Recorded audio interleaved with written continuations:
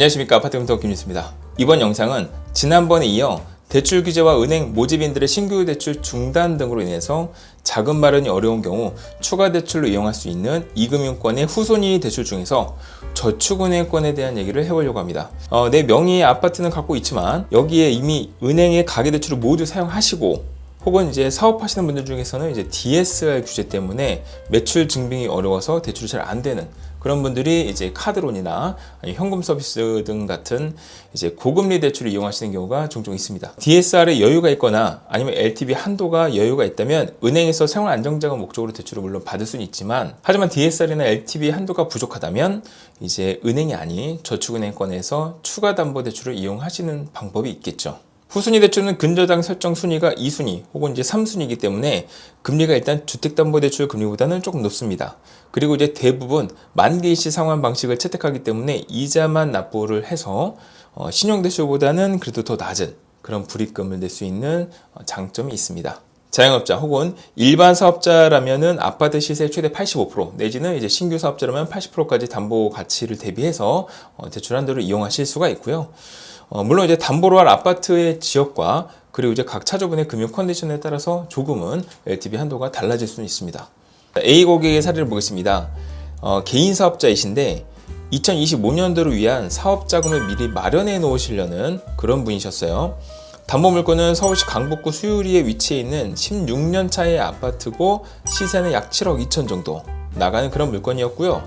차주의 현재 현황은 개인 사업자시고 수유리 그 먹자골목 있습니다. 거기에서 이제 가게를 운영하시는 자영업자셨어요. 대출 현황은 선순위 아파트 담보로 한 3억 정도가 가계 대출로 있었고, 이제 신용 대출로 약 5천만 원 정도가 있었습니다. 특이사항으로는 이제 선순위가 새마을금고에서 사업자 대출을 이미 받으신 분이셨어요. 자, 이분 같은 경우는 가계 대출을 받은 게 아니라 선순위를 아예 사업자 대출을 받은 경우였는데, 이런 상황에서도 LTV의 한도 여력이 남아 있었기 때문에 저축은행 한도 85%에서 이제 새마을금고 선순위 채권 최고액을 뺀 나머지 금액을 대출로 이용하실 수가 있었습니다. 물론 이제 금리 같은 경우는 이 차주분의 현재 상황에 따라서 조금 달라질 수는 있겠으나, 이제 기존에 앞에 있는 새마을금고 선순위보다는 그래도 조금은 비쌌지만 기존에 쓰셨던 카드론이나 아니면 그런 신용대출보다는 금리가 아무래도 상대적으로 저렴했기 때문에 일부 대환도 하시고, 그리고 이제 사업자금 목적으로 자금도 이용하실 수가 있었죠. 자, B 고객의 사례를 보겠습니다. 이분은 마찬가지로 이제 사업자금 목적이셨고요. 담보 물건은 경기도 김포시의 풍무동에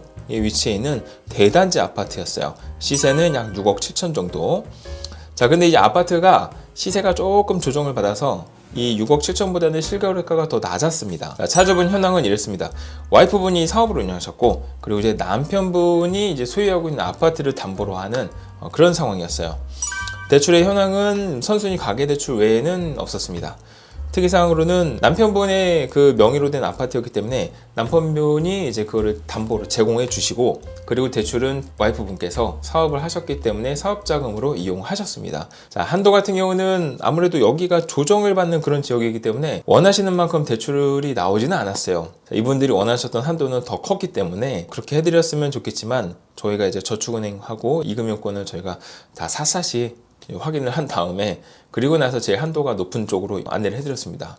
물론 이제 한도가 많다고 다 좋은 건 아닙니다. 한도가 높으면 금리가 올라갈 수도 있고요. 한도를 좀 적게 받으면 금리가 내려갈 수 있기 때문에 그거는 차주분의 현재 그 자금 상황을 고려해서 대출을 실행하시면 되겠죠. C 고객의 사례를 보겠습니다. 자금 목적은 후순위 담보대출로 대부업을 사용하고 계셨는데 이제 그걸 상환하는 게 목적이었습니다. 담보 물건으로는 인천광역시 연수구 송도에 있는 시세 약 7억 5천 정도가 되는 아파트였는데 실거래가가 6억 중후반대였어요. 여기도 조정을 많이 받는 그런 지역이었습니다. 차주분 현황은 이제 인천에서 자영업을 하시는 그런 분이셨고, 대출의 현황은 선순위 가계대출을 이미 은행에서 사용 중이셨고, 그리고 후순위로 대부업체를 이제 13.5% 금리로 사용 중이셨습니다.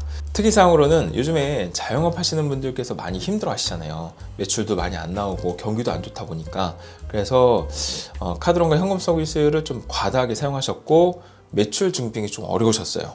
자, C 고객의 사례를 봤을 때 담보 가치가 굉장히 좀 많이 안 좋은 상황이었어요.